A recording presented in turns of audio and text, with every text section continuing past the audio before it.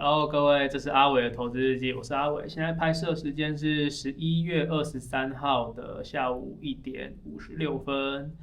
好，今天就是要跟大家分享一个主题啊，就是投影一下我使用过的台股 App。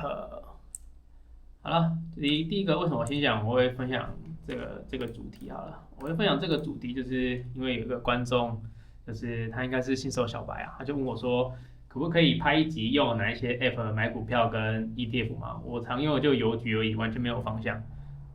据我所知，邮局应该是买不了股票啊，所以我就想说，OK，那我就帮他一下。反正我说我从主动交易者现在变成一个被动交易者嘛，我之前也是做过很多主动交易，也有研究过一些。研究过股票是用 App 啊、网站啊、软体啊。那我今天就是来分享，就是我使用过的台股 App 啊。那我们就开始。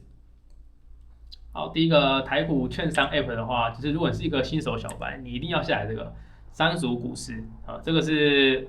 你只要在做台股，我觉得你就应该先去下载这个 App， 它是最好入手的，也不用钱嘛。然后大部分台湾的一些券商也都是跟这个三足股市合作，就是买他们三足的资讯，所以他们开发的页面其实都只是跟三足买这个授权，然后买回去就是把那个 App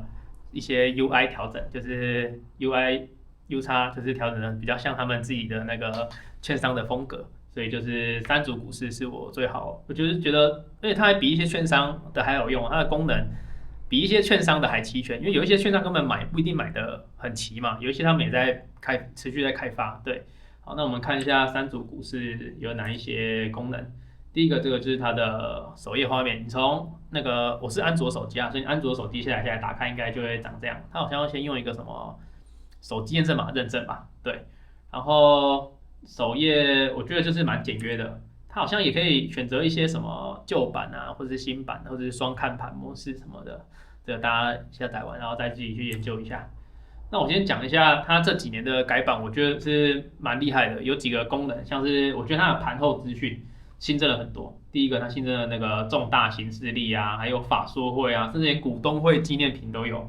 还有，因为像以前就只有上面那些什么损益表啊、财报那些，然后我觉得它现在连法说会啊，还有一些重大行事历这些东西全部都有告诉你，所以我觉得大家就是我自己啊，就算我有去用其他券商的 app， 我觉得我还是主要是用三组在看盘。然后第二个是它的 K 线图，它的 K 线图现在我觉得很先进诶，它 K 线图下面现在是有标这个法。它标法的话就是法说会，它标季的话就是季报，就它现在把一些事件型的东西都粘到这个，就是镶嵌到这个 K 线图里面，我觉得是蛮多。我觉得交易者有在研究产业面的话，或者有在研究一些打一些事件型交易的话，我觉得这个功能是蛮有用的。好，那第二个接下来就要开始介绍我用过的券商 App 了。我刚开始第一家我记得我用的，第二家用的是台新 App。好，我先讲一下台新，台新用的就是这个台新证券风 Easy。你看下面这边其实就写三足资讯和广告内容，然后它下面就有一些界面。你看它其实只是把那个三足买过来的授权，然后套成他们自己的一些模板，然后其实下单那个页面全部都跟三足一样。对，所以我觉得三足的功能甚至会比它更齐全，所以就用三足看盘嘛。然后你要下单的时候，你再跳到你的台新证券风 Easy 要下单，这样就好了。但台新我记得我没有到很常用，我只用一下下而已。然后它的电脑版我用过，但我觉得没有很好用，所以我后面就没有用台新了。好，那接下来是讲我主要在使用的券商了。我主要用的就是永丰金证券 APP。为什么我用永丰金呢？其实很简单，就是因为我其实住乡下，我乡下那边其实就只有永丰金证券，它没有其他没什么证券商可以选择，所以我就选择永丰金证券。然后我用下来是觉得蛮好用的。然后这边跟大家讲个重点，就是你要记得我直接先讲好了，就是我永丰金证券搭配的是这个大户的一个他们自己永丰的网银，永丰银行的网银，就是大家证券商的话，尽量就是例如你使用的是永丰金，你就搭永丰金证券，你就搭永丰银行。然后你是用台新证券，你就搭台新银行。我建议最好是找那种一楼就是什么银行，二楼就是证券这种，因为其实有时候办一些东西，你其实需要临柜的话，你就直接这样办一办就好。而且有一些联通的功能，就是你银行跟券商是连通，你才可以用一些比较不同的东西。我后面再跟大家分享。好，那我用的就是这个大户的这个永丰银行的这个网银。好，那我主要下单页面要下单 app 就是永丰金 iLeader， 我觉得这是算蛮好用的，它也是3组的界面，每一个其实都是3组的界面，但是我觉得它做的不错的是，它有加入一个功能，然后后面讲，它加入了就是比3组不一样，就是因为它是下单的嘛，所以它就多了一个促价的帮手，我觉得这个算他们自己永丰金镶在这个3组里面的功能，我觉得蛮好用的。它主要就是你可以选择促价、促量、停利停损、2折1，还有累积交易量这些东西，然后去设定一些促价单。例如说，假如0050涨到100块，现在假如98块啊，就可以设定说涨到100块的时候帮我买1张。按这种一般的下单，你就是下单软体嘛，你就是要先设那个促价提醒，就到100块的时候你就通知我，通知我哔哔哔，你就赶快自己手在中下。但是它这个不用，你就可以直接设好这些条件。所以我后面再打一些事件型交易，例如。随便举例一个好，例如就是美国经济数据公布，你就可能要设一些促价单嘛，然后我就是用这个在做促价单。它甚至我后面用电脑在交易的时候，我其实主要还是用手机哦，用电脑在看盘的话，我还是用它的永丰金 iLeader 的下单，我觉得可能习惯了吧，界面就蛮阳春蛮好用的。好。那第二个要介绍也是永丰金的，他们近期就改版多了一个叫做大户头，这应该就是他们自己做的 app。那我觉得界面做的很好，大家可以看一下。哇，4.9颗星有没有？刚刚前面的那些 app 好像都2颗星、3颗星吧，这个就真的是 UI UX 做的很好。对，它的界面差不多长得像是这样。然后，大家可以看一下，主要我会用它里面的功能，其实只有封存台股，就是其实我这边只是。下载完，然后来看一些功能，其实我没什么在用啊。接下来呢，它也有那个智慧单别，就是它也是可以下智慧单，因为智慧单别比较多，它是有下什么快速单啊、多条件啊、停利停损什么的。但我其实也没有在用，因为我 ID 的那些功能我觉得就够了。然后，但它界面做得很好，它那些损益啊，或是你的买卖花多少钱啊，或者是算一些手续费，它都。后台都算得很精准，然后它也可以直接拉出一段期间，说你这段期间赚了多少钱啊，跑这段期间的损益什么的。所以我觉得大家如果现在要入手的话，我觉得就是先看 ID 的你好不好用，如果不好用的话，你就用这个大户头。好，那接下来它有一个可以联动到一个网页功能，就是封存股嘛。然后我现在主要是在 First Trade 下单美股嘛，那封存股是可以存台股跟美股，然后是可以选择定期定额或单笔。然后我在还没有去 First Trade 之前，可能半年前吧，我全部都是用封存股，就是它只要设定好了，你就让它自己每个月到期扣款啊什么的。然后，但它封存股有条件哦，就是我刚刚前面讲的，就是你要是永丰银行搭上永丰金证券才可以用，就是交割户一定要是他们自己的银行，你才可以用这个封存股的功能。好，那接下来再介绍其他的就是将来银行。你想想，将来银行为什么也可以入榜？不是要讲券商下单 app 吗？应该是证券商啊。好，那将来银行我上一集就有介绍过它了嘛，老朋友了，因为它现在开启了一个这个美股购首航专案，就他们现在也就是现在直接用将来银行，你也是可以买美股的，对，台股应该也可以，但是主要我还是希望大家是交易美股啦。好，那它现在这个优惠就是在活动期间，在透过将来银行买美股，然后美股 ETF 收3笔，就是零手续费，然后后续的就收大概0.2%的优惠，然后没有手续费，低消门槛，我觉得是蛮划算的。台股跟台股交易的那个手续费好像应该比它还低哦，对。然后第二个是这个财管会员加码再送 N 点，就是如果你在这个期间内你成为他们的财管会员。你就可以拿100 N 点。那下面会跟你讲如何成为他们的财管会员，其实蛮简单的，就是你先完成一个什么投资属性测验，然后你的月平均资产又超过1万元的话，你就可以加入这个招募你。然后你在期间内你财管会员如果等级又有提升的话，你就是可以根据这个白星级啊、钛金级还有原钛金级会员，就可以再拿这个 N 点。我觉得是还不错。N 点就相当于1块就1个台币哦，所以其实1点就是1元台币，所以其实真的送蛮多的。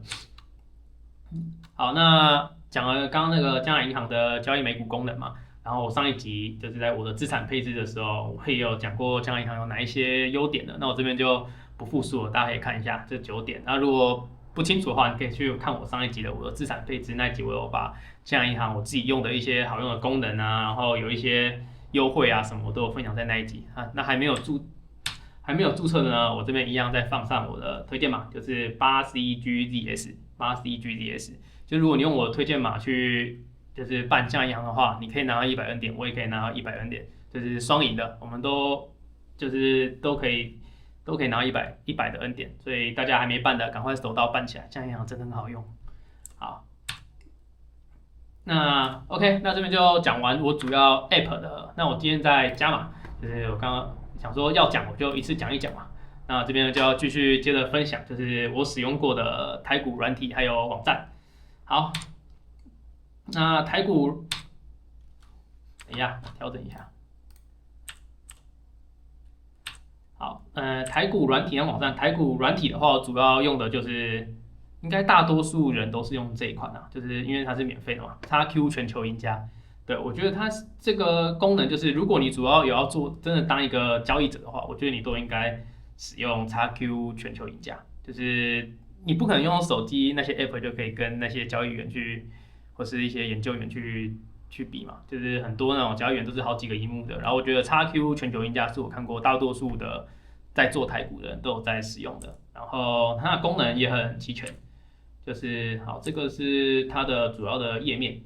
然后我自己用的话，我主要都是用这个策略的这个赢家选股啊。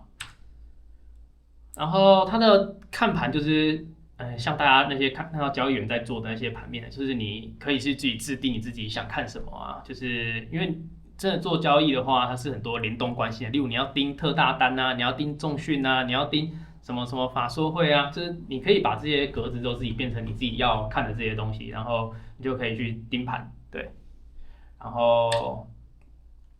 后它还有一个不错的功能，就是它有自己的这个 XS 的语法撰写，你就是还有一些 XQ 功能的应用，就是你透过这些语法，就是可以把你的代码去做一些选股啊。像我刚刚做赢家选股，就是我可以输一些条件，例如说就是 ROE 要大于多少啊，然后你是要这个产业的这个营收要大于多少啊，或是你的一些条件就可以自己去量化，然后去选出那些你要的股票池。我觉得蛮好用的。然后还有一个比较新的，就是近几年就是很多人都在做可转债嘛，像手机 app 我自己是觉得好像没有很好看可转债啊。然后像这个 XQ 全球赢家呢，它就是有可转债的部分，我觉得应该有在做可转债，应该就都要用到电脑了，手机的资讯是比较少的。嘿，好，那接下来第二个就是我还有用过的是永丰金的这个，我不太会念，许阿菊吗？许阿菊就是它是一个 Python 的下单 API。它就是想象就是，你可以用电脑，然后写 Python， 然后去串那个永丰金的 API， 然后你就可以设定用写 Python 嘛，就写一些出价条件，然后达到什么东西的话，你就把这个单子透过这个 API 送到永丰金，然后你也可以直接用 API 去串，然后你就去得到你的成交回报啊什么。但我觉得做到这应该就是比较偏比较细了啦，就是程式交易的部分，我自己是有使用过这个 Python。就是永丰金下单Python的 API， 我觉得蛮顺的，读行情的时候也都很快。然后，好，这我觉得应该一般人就不太会用到，但我还是跟大家分享一下有这个途径。其他家我不知道有没有这个程式下单的功能。好，然后接下来换分享台股网站，台股网站应该就是主要是看一些资讯啊。好，那我最常用的网站就是这个 Good Info 台湾股市资讯网。我觉得它虽然界面有点阳春，但是它功能其实我觉得算蛮齐全的。我主要用它都是用来看一些财报的资讯，好像你看它左边就有这些东西可以看嘛，什么个股市况啊、基本资料，然后股东资讯、财务报表、筹码分析、技术分析，还有其他之类的。这里就可以看到，它把每一家公司的资讯都整理在上面，你只要看一些简单资讯的话，在这边看都是可以的。然后我刚说我都看财报嘛，那财报算整理的蛮完整的，你看就是可以按合并报表啊、累计啊，2025 Q3它就会这样跳出来。然后右边不错，还有这个 percent 就是占了多少趴数嘛，然后它可以汇出那个 XLS 和 HTML， 就是可以汇出 Excel 和 HTML 档，我觉得算蛮好用的。然后第二个就是分享就是这个公开资讯观测站，但他们近年好像改版了。我刚刚在找的时候我还找不太到，你要打公开资讯观测站旧版，你才可以联动到这个网页。对，看起来很阳春，但我觉得里面的资讯量真的很多啊。大家如果在做一些事件型交易的话，我觉得需要了解一下这个网站。对，第一个重点就是，这个是金管会什么公布的哦，就是有即时重讯的话，公司都需要自行登录到这个公开资讯观测网上面。所以我觉得第一个就是用它来看这个即时重大的这些讯息。然后第二个我自己会看的是这个买回库藏股的这个资讯的一览表，因为买回这些库藏股，也是一个可以赚到钱的方式嘛。巴菲特认证的哦，就是买回库藏股是真的被实证下来是真的是有利可图的一个策略。然后它这里面就会把每一家公司未来要执行或者执行完的那个买回库藏股的一些资讯看在这个网页上面，然后也会跟你说，这一次他们总共买了多少啊，然后没有执行完毕的原因是什么？对，所以大家也可以透过这个公开资讯观测网站去找到他们这个买回库藏股的一览表。那第三个呢，就是这个法说会一览表，就是每一家公司可能会被一些什么法人要求去开一些法说会嘛，然后你在这个网站它也会一次帮你整理所有公司开的法说会。如果你说看一家公司未来可能有法说会的话，或者已经开完法说会，你可以来这边找这个中文档案跟英文档案这些 PDF 内容就是直接就是一份那个 PPT， 它就是真的是法说会上面在用的那些 PDF， 大家可以看一下，他们这次讲了什么啊，或者有没有在胡乱啊什么什么的。好，跟大家分享一下我公开资讯观测站主要看的东西。好，那第三个，我觉得这个就比较少用了，它叫少数投资派最新可转债列表，就是比较少网站，或是那时候刚开始做可转债的时候，其实蛮少资讯在流通的，所以我后面有研究到这个网站，就是它整理了一些台股主要有发行可转债的东西啊，然后转换溢价率多少，转换率多少，这个之前我记得都是资讯都是很不透明的，后面 XQ 才有做这个功能进来，所以那时候在那之前我全部都是用这个少数投资派嘛，看这个可转债的，对，好啦。OK， 那我就分享完了。以上就是我就是自己以前在做台股的时候啊，有在使用的一些 App 啊，还有网站啊那些东西。然后虽然还有很多东西我没用到啊，然后这里面我唯一有让我花钱的啊，好像就只有 XQ 吧。我那时候有去买 XQ 的那些就是选股的东西，就是你可能一个月1000块就可以写它那个 script 去。XS， 然后你就可以去选股，这是我主要有花过钱的啊。当然还有很多很好用的功能，像我知道比较专业的投资者好像都是有在做一些量化或者程式的，好像都是用 multi chart。但这个我觉得费用不低啊，就是你可以先从我这些免费的先下去用，你真的觉得那些功能性不够的话，我觉得你再去学 multi chart 之类的。因为像我看来，它主要在做分析或是研究，大部分都是用 XQ。然后不够的话，就会走 multi chart， 或是会去走那个 Python 那一端。对，那走 multi chart 就是花钱解决很多其他问题啊。你学 Python 就是你还要学会那些就是写程式那些东西。好，那我相信这一集我讲完我所有台股用过的 App 网站还有软体，应该对刚刚那个就是留言的人有所帮助。如果你还没有开启你的投资，我觉得最简单就是我刚刚讲了嘛，将来银行。就是你先去开一家银行，然后你就只要钱丢进去，它就可以直接用银行买美股就好了，你也不用开一些券商。但是你如果金额大的话，我建议还是用到海外的券商去交易啊，因为它还是会收那一点点的手续费。但如果你钱不多的话，我有看一集丁特他分享他股票的介绍嘛，他说50万，如果你50万都拿不出来，然后你要学习投资，其实你是在浪费时间，你开始应该更着重在提升你的收入。然后你的钱其实就赶快先找一个 ETF 先丢进去啊，放着就好了。对，那我觉得江银行就是一个首选，就是它的功能齐全嘛，然后你又开这个，你又都网络操作，你就可以去用完所有的东西了。对，所以对于刚刚那个留言者，我给你的建议就是你应该先去开启江银行，然后先去用江银行买一些美股看看，然后它也是会台股自动帮你换汇哦。对，也可以用定期定额，也可以用单笔，对你也不用再去。什么换美金啊，然后电汇到国外，这些都不用，你就只要去设定，然后它就是自动每个月帮你扣款去买美股了。对，好，以上是这一集的